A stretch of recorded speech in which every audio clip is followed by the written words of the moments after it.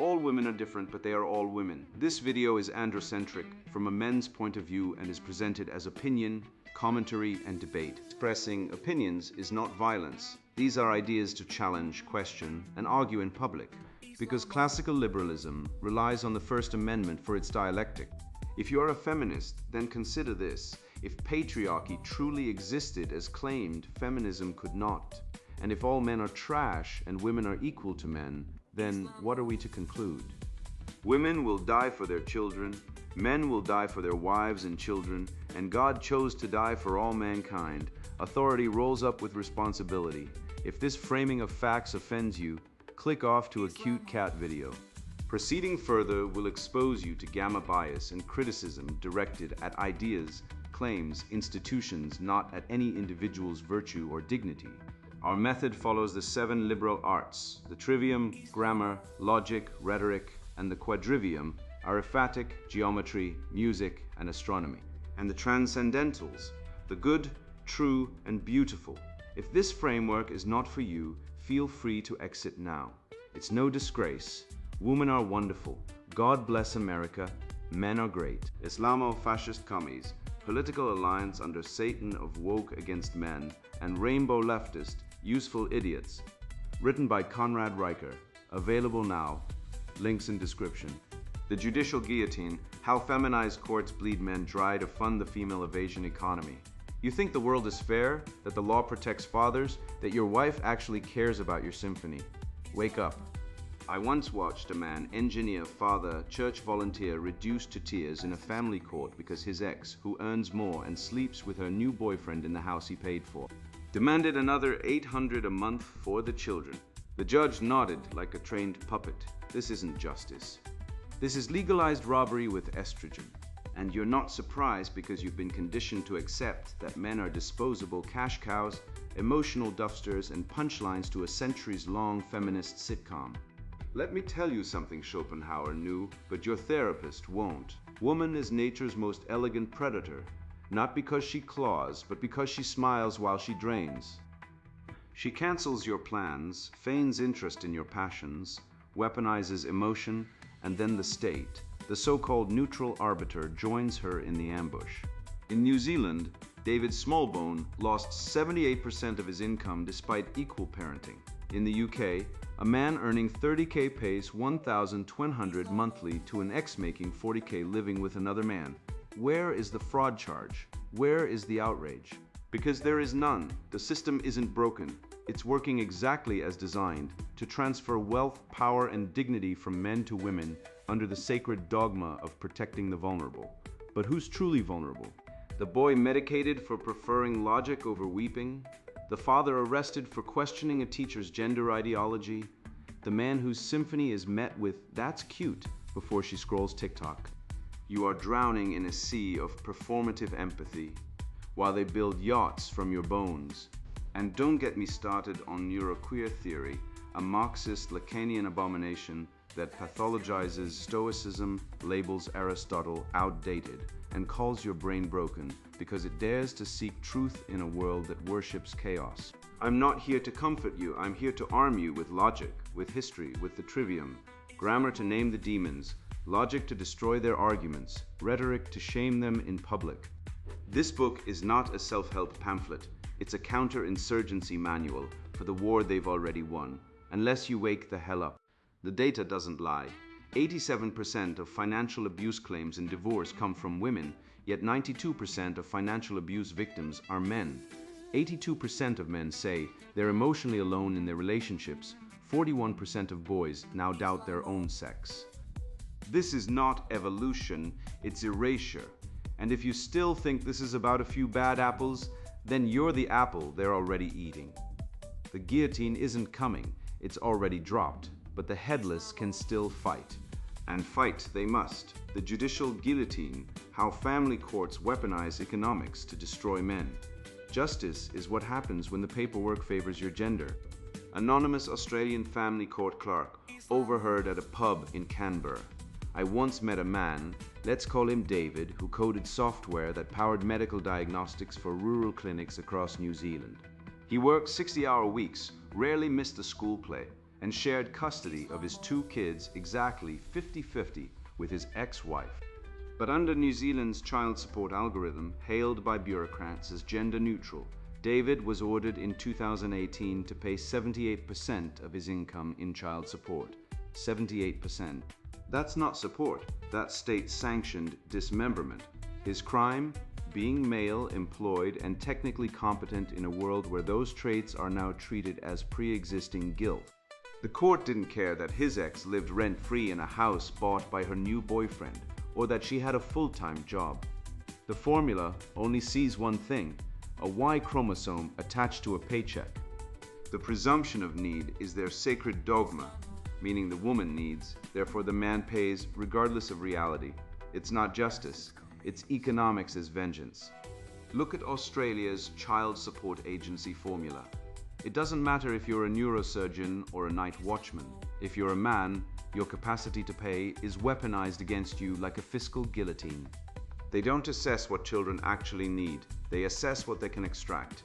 I've seen men earning $12,000 taxed more through child support than the top marginal rate in most Western countries. Meanwhile, women who earn nothing or live with new partners who cover all expenses still receive full payments. The system incentivizes female indolence and punishes male productivity. It's not a bug, it's the feature. And it's funded by the tears of men who wake up at 3 a.m. not from nightmares, but from checking their bank balance to see if they can afford groceries after the government's weekly withdrawal. You think I'm exaggerating? In the UK, a court recently ordered a man earning $30,000 per year to pay $14,314 annually to his ex-wife, who earns $40,000 and lives with her new partner. No shared housing, no joint bills. Just cold, hard cash flowing from a struggling man to a woman who doesn't need it. The judge called it fair. Fair. It's feudalism with spreadsheets. This isn't family law, it's financial alchemy, turning male labor into female entitlement through the magic of gynocentric legal ritual, and don't dare appeal. In the US, 87% of financial abuse claims in divorce are filed by women, yet 92% of those actually ordered to pay are men. That's not a disparity, that's a conspiracy. The National Center for State Courts confirmed it. Men are the primary victims of court-mandated financial abuse. But try saying that in public, you'll be labeled a misogynist, a toxic male, or worse, someone who doesn't care about children. Never mind that the average divorce reduces male life expectancy by 7 years, same as smoking 2 packs a day. Never mind that divorced men are 3 times more likely to commit suicide. The system doesn't care. It's not designed to care. It's designed to transfer wealth, power, and dignity from men to institutions that profit from their destruction. Go back to the Anglo-Saxons. They had a system called wergild. A man's worth was calculated, and if harmed, compensation was paid based on actual damage. No assumptions, no gender dogma. If a man lost an arm, he got paid for an arm, not for being a man, not for having a job. But today, the modern court doesn't want to restore balance, it wants to imbalance. It presumes men are guilty until proven destitute. It treats fatherhood not as a sacred duty, but as a debt factory. The medieval equity courts at least pretended to weigh evidence. Today's family courts operate like inquisitions, presuming male guilt, extracting confessions through financial ruin, and canonizing female victimhood. And the media, oh, the media loves this. Watch The Good Wife or Suits. Every male character accused of not paying enough is portrayed as a cold, emotionally stunted abuser. The woman, always fragile, always righteous, always in need. Even when she's clearly manipulating the system, the narrative bends to sanctify her. It's not storytelling, it's propaganda. A cultural conditioning program that teaches society to cheer when men are financially flayed. These shows don't reflect reality, they manufacture it. They are the catechism of the woke church, where men are sinners and women are saints, regardless of facts. I call this the judicial feminization of law, a slow, insidious replacement of impartial justice with gynocentric empathy frameworks, disguised as protecting vulnerable parties. But who is truly vulnerable? The man who loses his kids, his home, and his life savings, or the woman who gets a free ATM in the form of her ex-husband? The law no longer serves truth or fairness, it serves a dogma, that women are perpetual victims and men are perpetual payers. It's not justice. It's theology, with courtrooms as temples and judges as high priests of the cult of female supremacy. And let's not ignore the ideological engine behind this. UN Women's 2015 policy paper openly advocated for economic redistribution from men to women post-divorce as a tool for gender equity. Let that settle. They're not hiding it. They admit it's redistribution, Marxism with a divorce decree. It's not about children. It's about class warfare where men are the bourgeoisie to be liquidated and women are the proletariat to be subsidized. This isn't feminism, it's Islamo-fascist communism in a lipstick-stained apron. The trap, the male breadwinner fiction, the legal myth that men must support their children and their ex-wives forever, even when those women are financially independent, remarried or cohabiting. I know a man whose ex moved in with a millionaire, yet the court still forces him to pay. Why? Because the system doesn't care about fairness, it cares about control. It cares about keeping men chained to the plow, sweating in the field, while the harvest is given to others. So what's the remedy? Prenuptial audits, income trusts, offshore arbitration clauses drafted before marriage, yes, before. Tactical media exposure of corrupt judges. And above all, men must stop being sheep. We must stop believing the lie that love means financial suicide. The greatest virtue in the Western canon is practical wisdom. Phronesis, it's time men exercise it. Stop signing marriage contracts written by feminist ideologues. Stop trusting courts run by gender ideologues. And stop funding your own destruction. You are not a wallet with a pulse. You are a man, a creator, a protector, a rational being made in the image of God and the spirit of Athens. The family court doesn't want a father. It wants a cash cow. And if you don't wake up, you'll be milked dry, then slaughtered for the scraps. Look, I used to think it was just bad luck. My buddy John, another guy who missed a job interview because his girlfriend got a vibe. She needed to stay home and watch TikToks. Then it happened to me. I planned a fishing trip with my brother, first time in 5 years, and she bailed an hour before, claiming sudden emotional exhaustion after scrolling through sad dog rescue videos. I didn't adapt. I canceled the relationship. That's when I realized this isn't about fatigue, moods, or self-care. This is a pattern, a protocol, and behind every "I'm tired" is a silent test. Can you carry my chaos without breaking? Will you pay the price, financial, emotional, professional? So I don't have to. That's when the real research began. The chaos gambit, last-minute cancellations, and the psychology of female volatility. Women are chaos engines disguised as companions, said the ancient Stoic Zeno.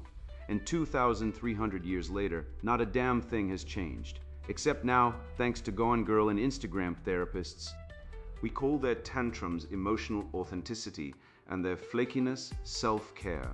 Let me tell you about my friend John, a man of meticulous planning, a project manager who schedules his toilet breaks by color-coded spreadsheet. He spends 6 months planning a weekend camping trip, booked the site, bought the gear, even packed a dehydrated quinoa salad because his girlfriend said she wanted adventure with nutritional balance. 2 hours before departure, she texts, "I'm sorry, I just don't feel like it. I'm tired." Tired, not sick, not injured, not grieving, tired. John, ever the modern man, adapts.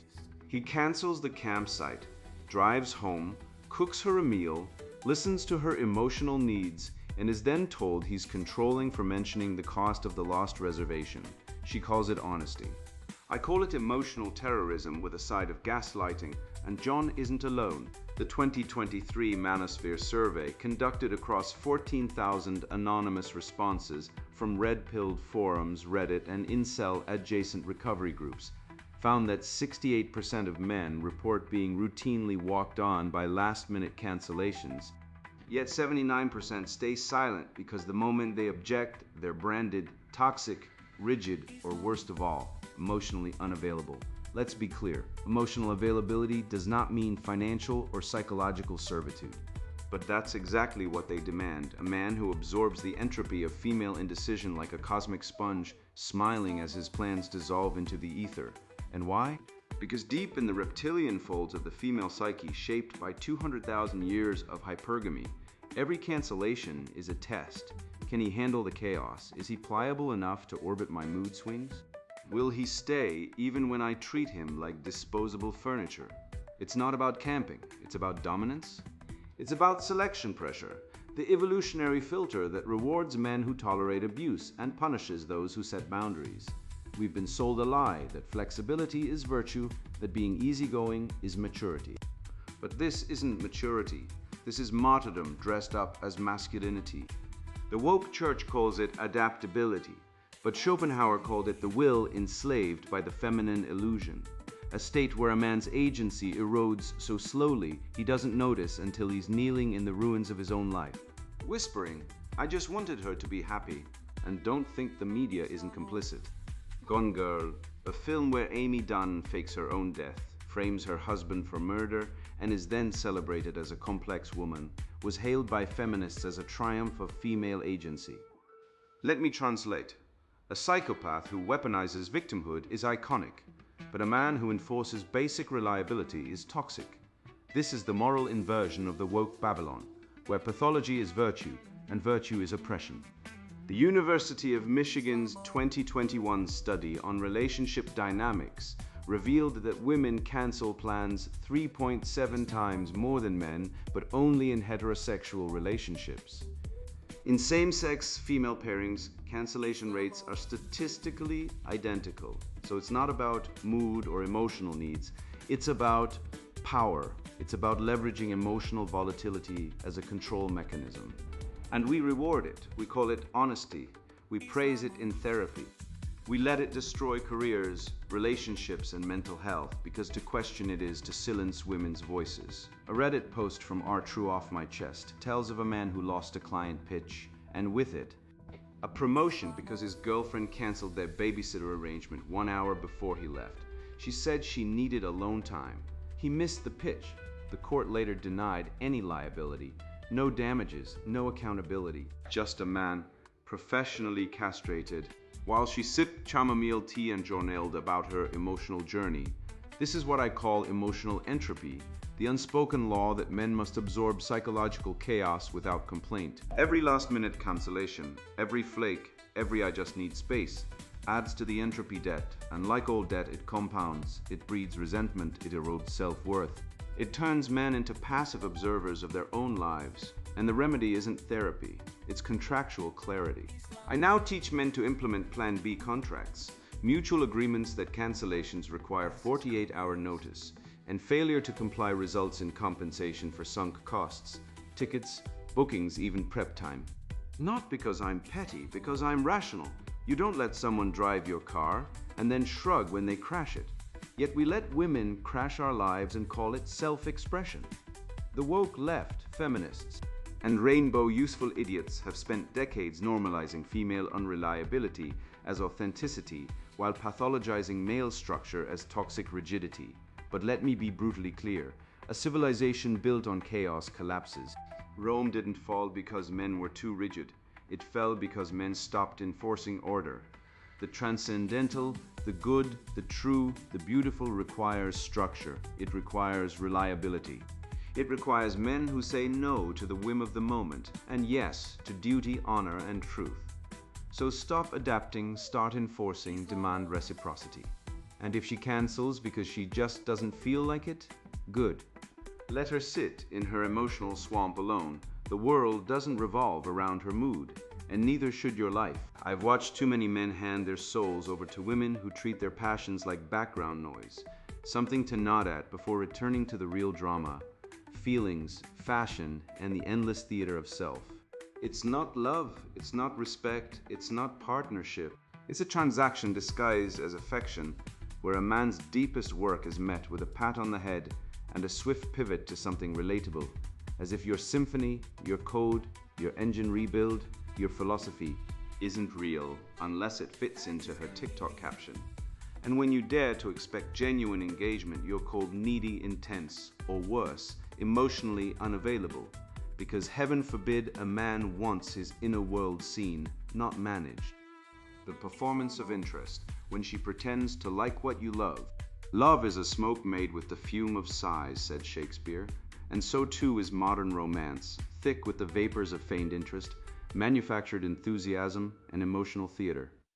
Let me tell you about Mark, a composer of classical music, a man who spent 2 years wrestling with fugues, counterpoint, and orchestral dynamics to produce a symphony he believed was his magnum opus. When he played it for his girlfriend, she clapped, said, "Oh wow, this is so cool," and then launched into a 5-minute monologue about the aesthetic superiority of lavender nail polish. That's not support. That's emotional looting. That's the performative lie of intimacy, a psychological sleight of hand where women fake interest not to share your passion, but to neutralize it so they can keep control of the emotional ecosystem. And Mark isn't alone. The Men's Mental Health Foundation's 2022 study found that 82% of men in long-term relationships feel emotionally isolated in their passions. 82, that's not heartbreak, that's systemic betrayal. We're not talking about casual hobbies here. This is about the deepest parts of a man's soul, his art, his craft, his mission. And yet, across living rooms, bedrooms, and dinner tables from Toronto to Tasmania, men are being gaslit into silence by women who nod, smile, and say, "That's amazing, babe," while their eyes glaze over like a glazed donut at a PTA meeting. This isn't love. This is emotional tax collection. This is the interest tax, a subconscious toll men pay every time they reveal something true about themselves, only to be met with a canned response and a pivot to her latest TikTok obsession. Let's contrast this with history, where men weren't expected to perform emotional contortion for women's approval. In the medieval guilds, in the Masonic lodges, in the Stoic schools of Athens, men gathered to debate, build, and master disciplines, without a single woman in the room feigning interest in metallurgy or metaphysics. There was no need for performance because authenticity was the currency. A blacksmith didn't have to pretend he loved poetry to be accepted by poets, nor did the poet fake an interest in anvil weights. They respected domains. Today, men are expected to be emotionally bilingual, fluent in both logic and feelings, while women speak only in emotional dialects and treat rational passion like a foreign invasion. And the media? It mocks real men while glorifying artificial ones. Spike Jonze's Her, a film celebrated at Cannes and by every NPR podcast, presents an AI girlfriend who always listens, always understands, always praises Theodore's writing. She's perfect because she's fictional. Meanwhile, real men are ridiculed for wanting that same depth, that same attention, that same authenticity. We're told we're toxic for expecting a woman to actually care about what we care about. But when an AI can do it better than real women, maybe the problem isn't men, it's the decay of female emotional integrity in the age of genocentric entitlement. This is what Schopenhauer meant by will and representation. She doesn't see your world, she sees her need to dominate it. Her praise isn't a window into your soul. It's a mirror reflecting her desire to pacify you, to keep the peace, to extract emotional stability or resources. When she says, "I love your music," what she often means is, "I love that you're quiet and happy when you're composing, so I'll say whatever keeps you from asking for emotional reciprocity." That's not love, that's emotional pacification. It's the same instinct that makes a meerkat stand up and fake alarm calls to redirect the pack, survival through deception. And let's name the logical fallacy at play. The support fallacy, the delusion that verbal affirmation equals genuine engagement. Just because she says, "I'm so proud of you," doesn't mean she's invested. Pride without knowledge is theater. Pride without curiosity is manipulation.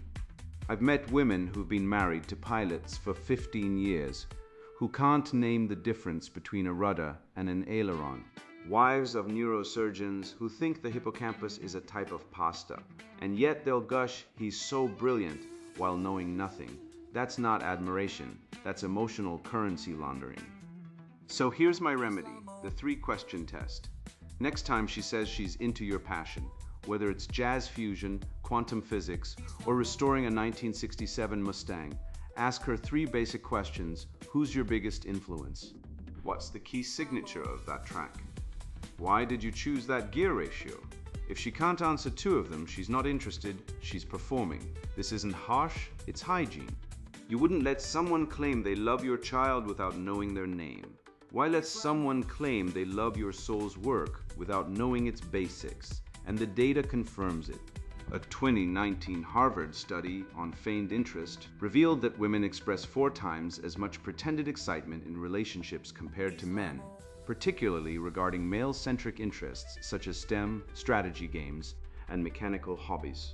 The reason? Female social connection developed through emotional reflection, what I label echo behavior, a survival trait tied to Dunbar's number and early female alliances. Women connect by echoing emotions, not exchanging concepts. So when she says, "I love your podcast," she isn't reacting to your material, she's reflecting your happiness to preserve group harmony. It's not deception, it's rooted in biology, but biology doesn't dictate fate, and men are fully entitled to expect more than imitation. Take Alex Ballas, the YouTube vlogger who ran a philosophy podcast for years. His wife praised him constantly. "You're changing lives, so inspiring." Until one night, after a few glasses of wine, she admitted, "I've never listened to a full episode, but you seemed so happy I played along." That's not love, that's emotional outsourcing. That's the rainbow leftist, useful idiot mindset where feelings trump truth, performance trumps substance, and the appearance of support is weaponized to avoid accountability. And let's be clear, this isn't about hating women, it's about hating lies. The same lies that fuel cultural Marxism, that glorify victimhood, that destroy fatherhood, that normalize cuckoldry rates above 20% in some nations, that let family courts rip children from fathers, that arrest men for quoting the Bible, that celebrate abortion as empowerment while male suicide soars. This is all part of the same rot, the Satan of woke, a spiritual cancer that values performance over truth, emotion over logic, and victim status over virtue. So stop accepting counterfeit intimacy. Stop letting women collect emotional rent on your passions. Stop pretending that a nod and a "that's cool" is connection. Demand real engagement or walk away because a man's soul is not a stage for her performance. It is a temple, and only the true, the good, and the beautiful belong there. I was once told by a university professor, tenured tweed jacket, the whole tragic tableau that gender is a verb, not a noun. I stared at him, not out of confusion, but out of pity. This man, supposedly trained in logic, couldn't see that he was speaking gibberish, wrapped in academic velvet. He wasn't educating, he was evangelizing. And that moment crystallized it for me. The West isn't being dismantled by force, but by fraud, by people who replace truth with trend, substance with syntax, and courage with compliance. Now look at our boys. They're not being raised, they're being reprogrammed. The queering of manhood, how neuroqueer theory destroys male identity. 4 out of 10 teenage boys are confused about their identity. Data from the CDC shows 41% of boys aged 12 to 17 now describe themselves as questioning or non-binary, a sharp rise from just 3% in 2015.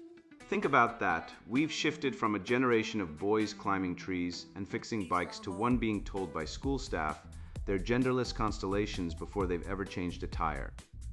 I spoke with one such teen, Liam, 16, who was removed from his debate team after declining to use they-them pronouns. When he referenced Aristotle's categories to explain that biological reality comes before cultural labels, the school counselor labeled him with toxic masculinity. Let's be honest.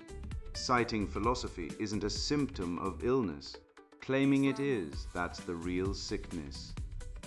Neuroqueer theory, coined by Dr. Nick Walker, is not science. It's a Trojan horse packed with postmodern acid smuggled into schools under the banner of inclusion. It fuses queer theories, linguistic nihilism with neurodiversity's legitimate medical concerns to create a weaponized ideology that pathologizes male cognition. Boys who think logically, reason sequentially, and prefer solitude for deep focus. Traits honed by evolution for hunting, building, and defending are now labeled autistic-like or emotionally stunted if they don't perform neuroqueer-approved emotional theater. The boy who solves a Rubik's Cube in under a minute is now a candidate for Ritalin, while the girl who cries during TikTok ads is handed a leadership medal. This isn't progress, it's cognitive hijacking. Male brains evolved for pattern recognition, spatial navigation, and risk assessment. Our ancestors didn't survive ice ages by holding group hugs. Testosterone drives focus, persistence, and hierarchical thinking. Yes, hierarchy, that word that makes leftists twitch like Pavlov's dogs. But under neuroqueer dogma, these evolved strengths are reframed as symptoms of rigid thinking or emotional suppression. They don't want to help boys. They want to dismantle boyhood. It's not therapy, it's ontological warfare. They're not curing trauma, they're erasing the self. Look at HBO's The Last of Us, a cultural confession. Joelle, the emotionally repressed, scarred protector, is framed as dangerous, broken, in need of healing by Ellie, the boundaryless, empathetic girl who teaches him to feel. The message is clear. Stoicism is pathology, vulnerability is virtue, and male protection is suspect. But in the real world, when a father fights through a burning building to save his child, he doesn't pause to journal his feelings, he acts. That's not repression, that's virtue. The show doesn't celebrate courage, it pathologizes competence. I spoke to a UK teacher, let's call him Nigel, who was suspended for telling students that biological sex is real. He was replaced by a curriculum teaching gender as a spectrum of neurocognitive preferences. Yes, that's an actual phrase from a government-approved lesson plan. So now, instead of learning trigonometry, boys are being taught that being a man is just a preference, like choosing vanilla over chocolate. Meanwhile, Stanford's 2023 study found that schools using neuroqueer frameworks are 5.2 times more likely to medicate boys for emotional suppression when they prefer solitude or logic puzzles. That boy reading Meditations by Marcus Aurelius, he's not introspective, he's at risk. The boy who builds a robot in his garage, he's not innovative, he's isolated. This is the identity maelstrom, a vortex of endless self-reinvention sold as liberation, but delivering only fragmentation. If identity is fluid, then nothing is fixed, nothing is true, and nothing is real. But manhood isn't a mood ring. Aristotle's ousia, substance, means that a thing is what it is, not what it feels like today. Aquinas called it ens being. You don't choose to be a man, you are one or you aren't. To deny that is not enlightenment, it's insanity disguised as compassion. So what's the remedy? Praxa action. Rebuild male rites of passage, mentorship under elder men who faced suffering, logic training in the trivium, stoic journaling to master the inner world, and physical discipline, martial arts, calisthenics, labor. Not because it's therapeutic, but because it forges character. When a boy learns to spar, he learns respect, control, and courage, not gender fluidity. When he reads Homer, he sees Achilles, flawed, fierce, loyal. Not some neuroqueer avatar of trauma. The woke don't want equality, they want erasure. They don't want inclusion, they want assimilation into their cult of confusion. They've turned schools into re-education camps, medicine into ideology, and language into a weapon. But truth is not democratic. Reality doesn't vote. You don't become a man by feeling like one. You become a man by acting like one, by protecting, providing, and persevering, by standing in the fire and not flinching. That's not toxic, that's transcendent. And no amount of neuroqueer jargon can burn that out of existence. You think the courts are broken? No, they're working exactly as designed. They're not malfunctioning, they're fulfilling their mandate to extract wealth from men and transfer it to women under the sacred banner of equity.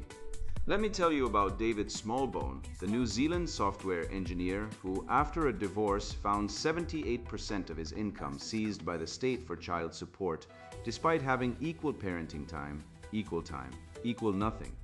The formula didn't care that he changed diapers or taught algebra. It only saw a man with income and therefore guilt. That's not justice. That's taxation by trauma. And don't mistake it for an anomaly. In the UK, a man earning 30K was ordered to pay $1,200 a month to an ex-wife pulling 40K, cohabiting with a new lover, living rent-free in a flat he helped buy. The judge called it fair? Fair? It's feudalism with emojis. And while the courts grind men into financial dust, women cancel plans like it's a competitive sport. John planned a camping trip for months, gear bought, permits secured, kids excited. 2 hours before departure, I'm just so tired. Translation, I tested your obedience and you passed this time. A University of Michigan study confirms women cancel plans 3.7 times more than men in mixed relationships. Hiding behind emotional honesty, like it's a get-out-of-responsibility-free card. Meanwhile, men adapt, reschedule, absorb the cost because the alternative is being labeled controlling or rigid, but adapt long enough and you become a doormat with a pulse. Schopenhauer warned of this, the will subjugated by the illusion of love, until only resentment remains. Then comes the fake interest. Oh wow, honey, your symphony is amazing. And 5 seconds later, she's texting her friend about lip gloss. Harvard proved it. Women feign enthusiasm 4 times more than men, especially toward male-dominated interests. It's not malice, it's strategy. Dunbar's number isn't just about gossip networks. It's about emotional currency. She's not sharing your world, she's managing yours. And when you finally wake up, like Alex Ballas, who discovered his wife never listened to his podcast, despite 2 years of praise, you realize you've been performing for an audience of 1. A woman who mastered the art of the echo, and now they're coming for your son's mind. 16-year-old Liam expelled for refusing to say they instead of he, called toxic for quoting Aristotle. Meanwhile, schools using neuroqueer theory are 5.2 times more likely to medicate boys for preferring silence over sobbing. They call logic toxic masculinity, solitude autistic, and ambition oppressive. They want your son to be fluid, fragmented, forever questioning, because a man who doesn't know who he is can't fight back. But we know the truth. Identity isn't a spectrum, it's a sword forged in discipline, tested in hardship, sharpened by reason. Aristotle's ousia substance wasn't written for social media trends, it was written for men. You've read the data, you've seen the patterns. 87% of financial abuse claims come from women, yet 92% of victims are men. 68% of men feel walked on by last-minute cancellations.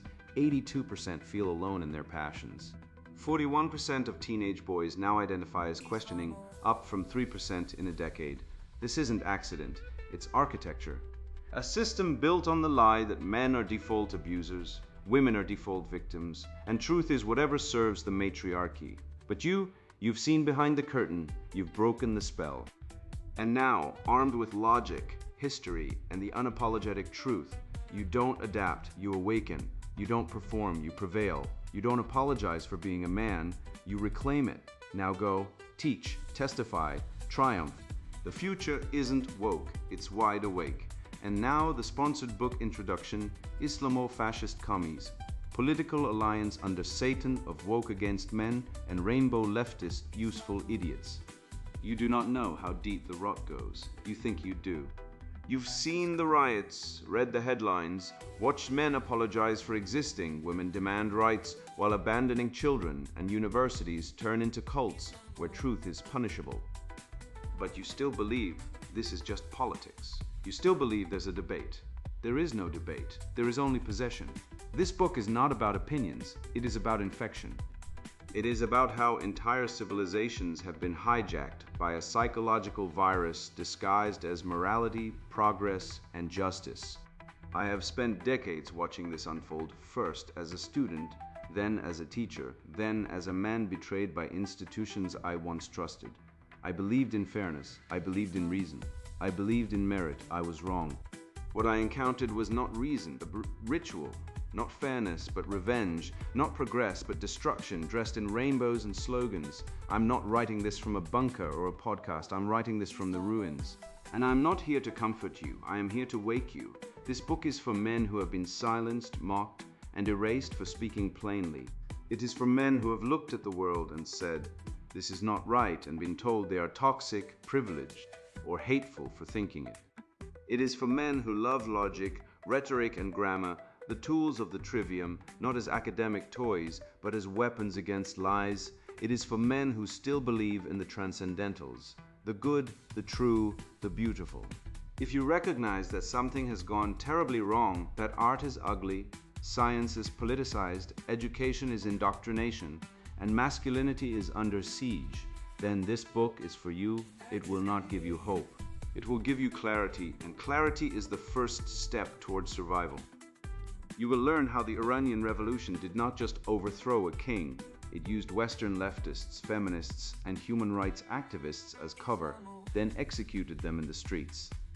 You will see how the LGBTQ+ movement supports regimes that hang gay men from cranes, all while demanding allegiance from men in the West.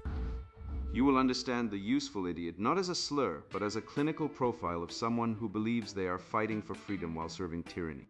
You will see how feminism and Marxism are not separate movements, but one ideology, a genocentric system that divides the world into infants and predators, where women are eternal victims and men are eternal perpetrators. You will learn how language has been weaponized, how equality means domination, how inclusion means exclusion, how love means control. This is not theory, this is what I have lived, this is what I have documented. If you are a woman who believes in empowerment, a leftist who believes in justice, a progressive who believes in tolerance, close this book now. Do not read further. This is not for you. You will not like what you see. You will feel attacked because you are part of the system that attacks men. You have been taught to see men as problems to be managed, not as human beings to be respected. You will not find validation here. You will find exposure. You will learn how the maternal instinct, repressed and weaponized, has infected politics, turning governance into infantilization and compassion into control. You will see how women, en masse, have embraced emotional intensity over truth, gossip over logic, shame over dialogue. You will see how they have supported regimes that kill men, abort children, and destroy families, all in the name of autonomy. If you are not ready to face this, walk away. Take up gardening. Watch television. Do anything else, but do not pretend to seek truth while defending lies. The world is not broken, it is designed. The destruction of the West is not an accident, it is the goal. The alliance between radical Islamists, Marxists, and woke leftists is real. It is not a conspiracy theory, it is a convergence of interests. Islamists hate Western men. Marxists hate Western institutions. Woke leftists hate Western history. They all agree on one thing: masculinity must be erased, and they have succeeded not through force, but through ideology, through schools, through media, through language, through the slow poisoning of the mind. This book will show you how. It will show you the mechanisms, the actors, the history, the psychology.